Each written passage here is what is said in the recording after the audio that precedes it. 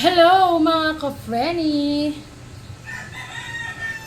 Ayan, itataas ko po muna yung aking buhok dahil ako ay naghihinain ng bangus. Ayan, tataas lang natin sandali dahil po mainit. Galing po kami sa palengke ng Santa Maria dahil may order po ako. May order po ulit ako today. Bigla ang order. Medyo kaninang umaga lang po sinabi. Palabok at saka biko. Kaya madaling-madali kaming nagpunta, tumakbo. Hindi pala kami tumakbo, nagmotor po kami. Madaling-madali kaming pumunta doon sa palengke ng Santa Maria. At, ayan, pasensya na kayo. Hindi natin kailangan magmaganda. Yan ang natural. At bumili po ako ng gamit para sa palabok po. At ano. Ngayon, tanghalian po muna ang aking aasikasuhin. Ayan, si Miss Tapia. Ayan, meron na po ako dito pinipiritong bangus para sa tanghalian. Tingnan nyo po. Ayan, meron na akong pinipirito dyan. Isang bangus yan na wait lang. Kukunin ko po yung siyensi at ibibilangin natin. Ayan, kailangan natin i-flip. Malakad yung aking kawali.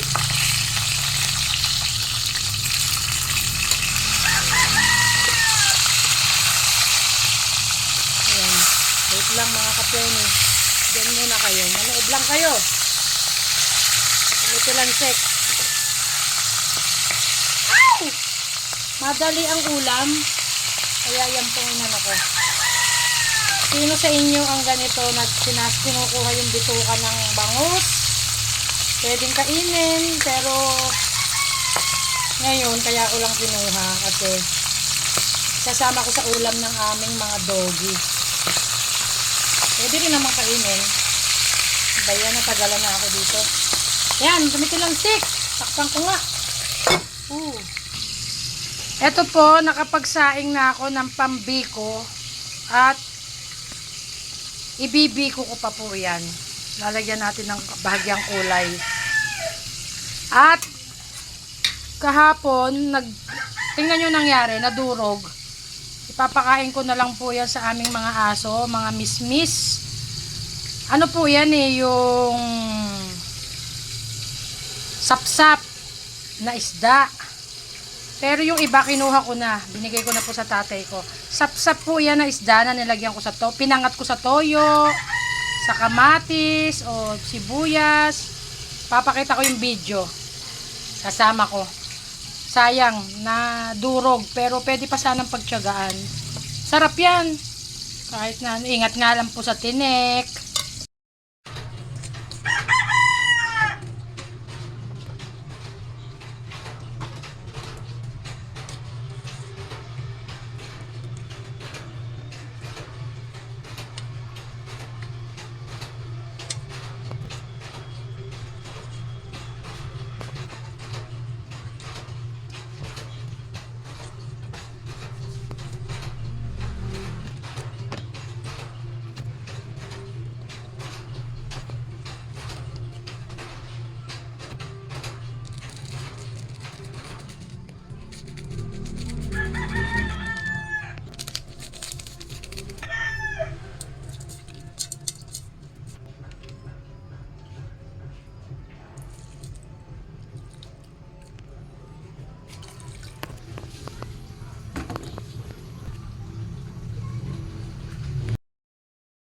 Ayan, ito po at meron akong ginagawa dito.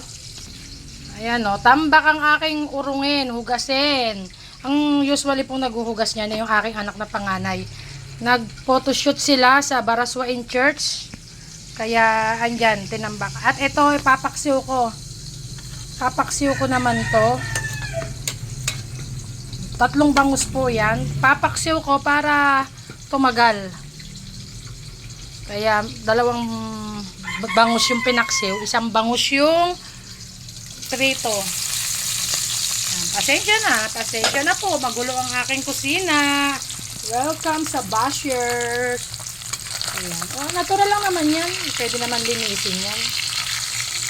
Ayan, sige po. Yan ang ating ganap ngayon. Mamaya, papakita ko sa inyo ang pagpapalabok. Hindi naman detalye kasi nagmamadali po ako. Putik na putik dito sa amin. Ang lakas po ng ulan kagabi. Ang lakas ng ulan. Tingnan nyo, basa yung lupa na pinag-aanohan namin. Doon naman si Daddy Per ay nagpapakulo na ng pasta ng palabok, noodles.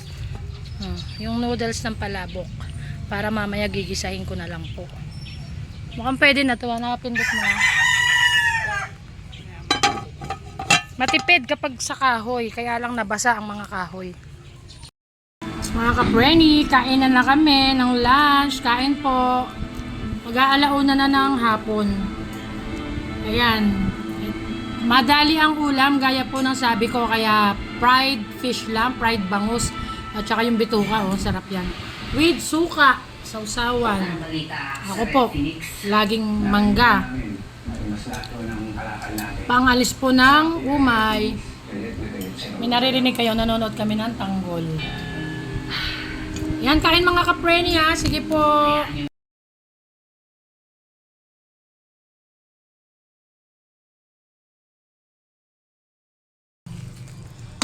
Ay nako mga ka-Brenny, nakalimutan ko kayong i-video kasi nga nanood ako ng Game 5 ng TBJ, yung Pinoy Henyo.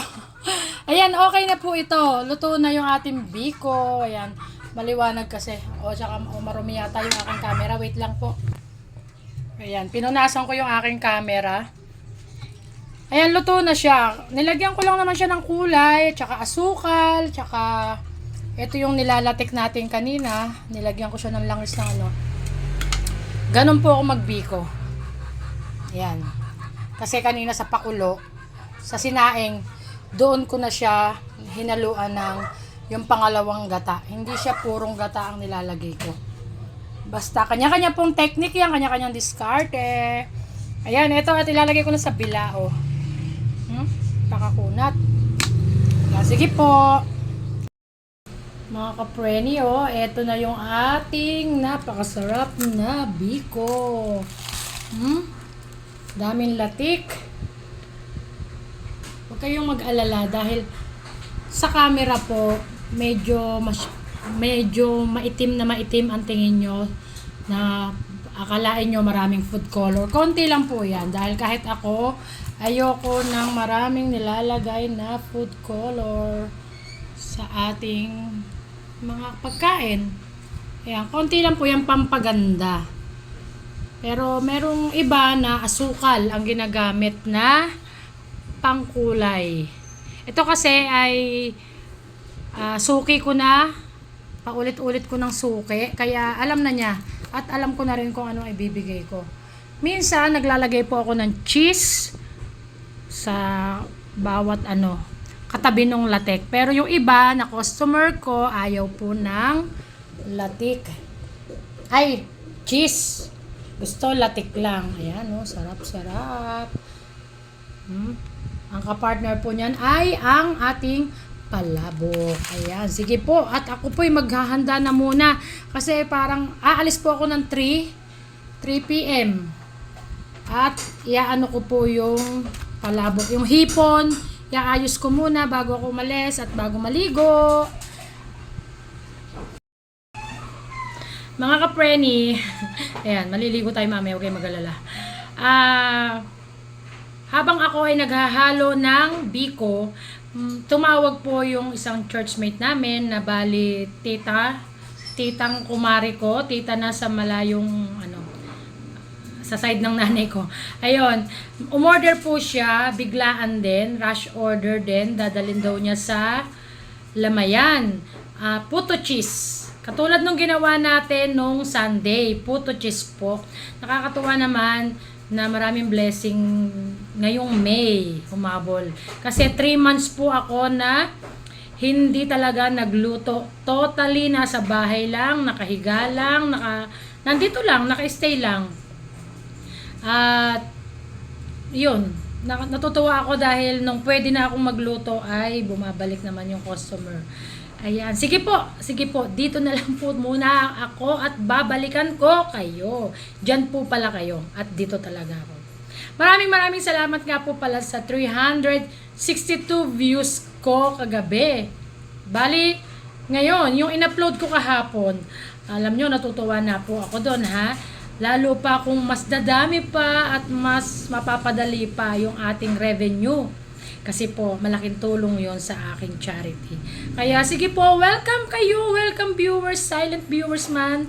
Welcome po kayo. Please like na rin. And subscribe. Ayan mga ka-preni, time check tayo. 3:02 ng hapon. At ako po ay tinalupan ko po muna yung hipon na ipantatoppings ko sa palabok mamaya. Yung pong di ba, napakuluan na. Yung pasta, yung noodles. Ayan, pupunta po muna ako sa church namin kasi every Tuesday po, meron kaming small group na nagpe-pray sa mga dapat ipag-pray. Ang tawag po namin ay prayer warrior. Ayan, wait lang po. Magsusuklay muna ang inyong Prenny.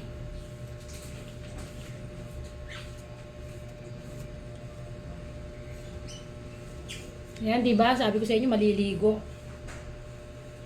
Para makabawas ng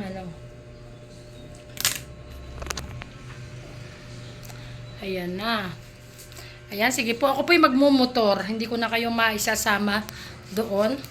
Pero magja-jacket tayo. Pinanda na. Ay. Ayan, sige, babalikan ko na lang kayo mamaya. Kita-kita po tayo. Pero papakita ko din yung pinaka-room namin. Bahala na. Mga ka-preni, nandito na po ako sa bahay. Naku, pasensya na po. Nakalimutan ko i-video yung dating ko doon at yung pasilip na basta nandun lang naman kami sa loob ng kwarto at kami, lima po kami na nagpe-pray. Ayun, nakaharap-harap lang kami sa upuan. Naglilista kung ano yung mga pagpe-pray, pagpapasalamat. Nakalimutan ko na wala na po ako sa ko. Ay, pero ngayon, tuloy na naman sa pagluluto. Palabok naman ang isasalang natin ngayon. Ayan, ganun lang po.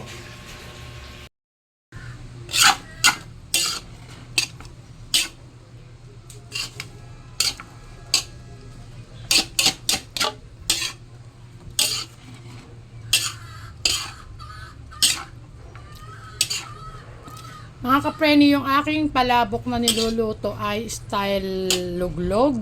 Ganon. Yung dry. Dry lang po siya. Hindi siya yung merong sauce. Hindi yung may kaldo. Ang toppings po niyan, giniling at saka itlog, hipon. Nandun po, nakaluto na. Ayan, ito yung bilao na gagamitin ko. Iuusad ko lang po ito at lalagyan ko ng foil ang ating bilao. Ayan, syempre, isang kamay na naman ang gamit natin. Wait lang. Saglit ko lang na ipakita yung palabok. Alam nyo ba, talaga makakalimutin ko na. Nung natapos na, saka ko na lang na i-video. Kasi po, mag-aalasin ko na. Pasensya na po kayo. Ang akin lang naman ay, next time na lang po, pag kami nag-request na tutorial, umpisa ng paggawa ko ng palabok. Kaya sige, pag may nag-request, yun talagang i-video natin. Pero marami na rin po akong video dyan, vlog dyan, na nagluluto ako nun. Marami na rin ako na i-video na nagmula sa paggigisa ng bawang, sibuyas, at giniling, ay ko na po, na video ko na. Ngayon kasi, mami, may huhugasan pa po kasi ako na ipapahinga ko lang saglit yung aking mga kamay. At huhugasan ko pala yung kasi hindi po naasikaso ng aking panganay. Yung molder ng puto nung Sunday. Hanggang ngayon ay hindi pa siya malinis. Ayan, ganyan lang naman oh. Ilalagay ko na po muna at saka natin ilalagay toppings. Okay. At ito pang ibabaw din natin ang chicharon. Ang sikat na chicharon sa Santa Maria. Jenny's Chicharon! Baka naman. Ito na yung ating giniling at yung hipon. Kasama na yung balat. Pero yung ito lang talaga yung pang-iibabaw natin. Meron ding egg. Wait lang. Ayan. Ito na ang ating. Kukuha lang po ako ng gloves. Plastic gloves. Plastic hand gloves. Ayan. Para ilalagay natin yung ating chicharon.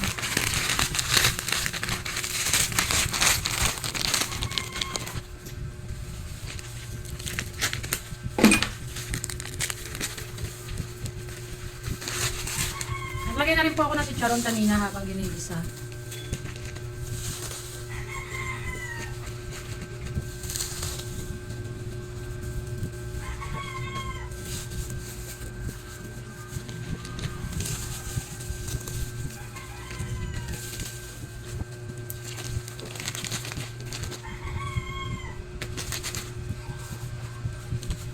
Ayan, saka natin ilalagay itong pork giniling.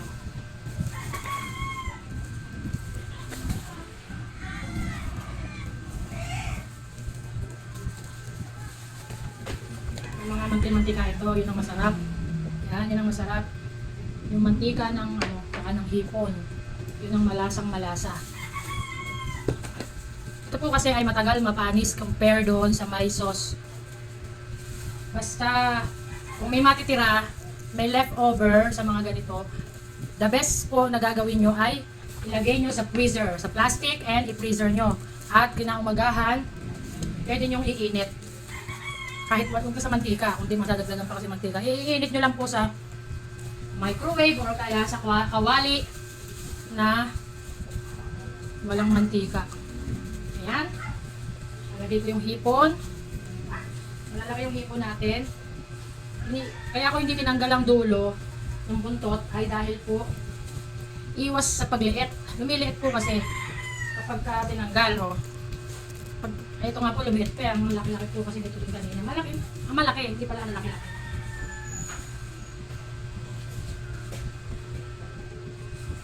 Nalagay ko pa dyan itlog at kalamansi.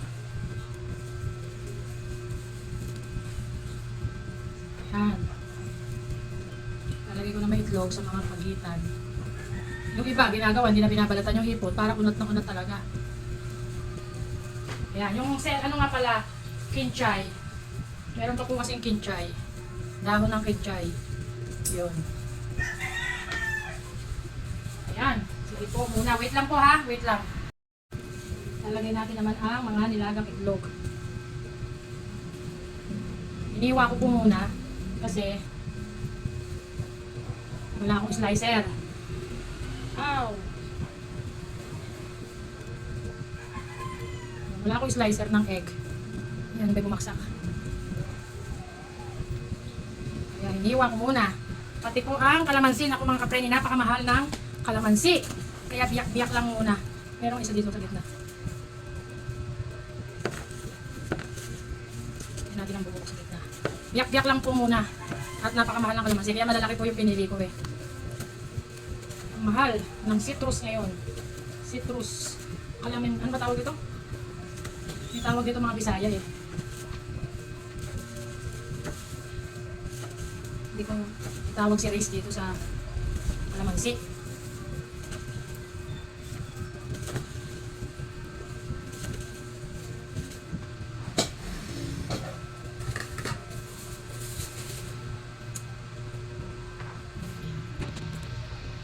Ayan na mga kapreni oh. Okay na, picture ako muna.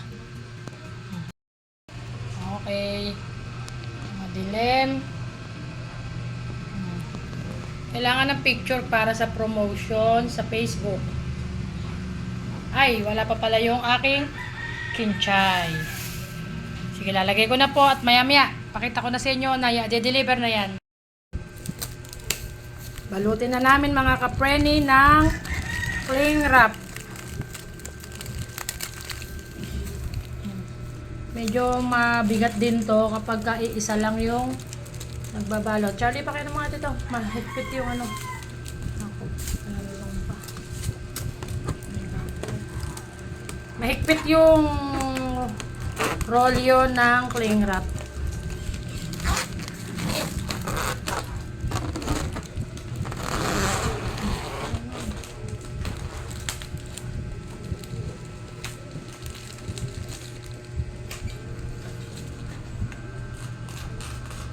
Sticker. Itali kaya?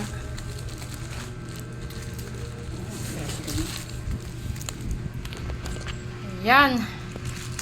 Kautas-utas na. Dalawa, Charlie. Pati ito.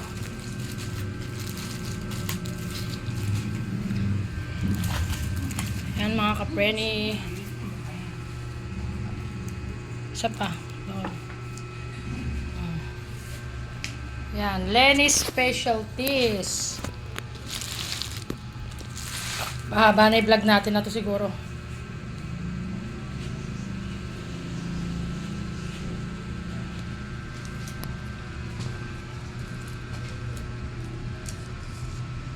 Ayan. Ayan mga kaprenish, sila ang paghahatirin ko, hindi po ako sasama.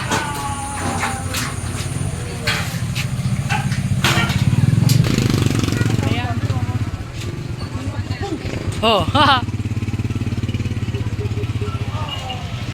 Ready naman ako sa puto. Siguro, i-close ko na itong vlog na to. Hindi ko na kayo sama sa... malabo na yung camera ko. Hindi ko na kayo sama sa puto. Ako ay magwawalis muna ng aking pinaggawaan bago ako mag-proceed sa puto habang nagpapahinga po ako ng aking mga kamay, maghuhugas ng mga molder. Ayan, maraming kalat. Ayan, kanina nag-grocery po ako. Ayan, siguro mga kapreni, magpapaalam na ako. Pati pagwawalis, kasunod-sunod ko yung video. Diyan ko muna tataboy. Ayan, siguro mga kapreni, hanggang dito na lang. At alam nyo na naman yung pagpuputo ko. Nakita nyo naman nung Sunday. At hanggang dito na lamang po. Maraming salamat sa lahat din ng mga nanonood. Lalo na yung last video ko, yung pansit. Sana, hindi ko pa na, pero magpo 400 na yon. Ayan, ang laging sinasabi ni Frenny Vlogs. Always a blessing. Always be a blessing to others. Spread the good vibes. And pray every day. Please like, share, comment, and subscribe. Please, gusto ko pong maka 3K followers this May or pwede rin kahit this year, this coming month, yan, June. Ayan, bahala na po kayo. Maraming salamat. God bless everyone.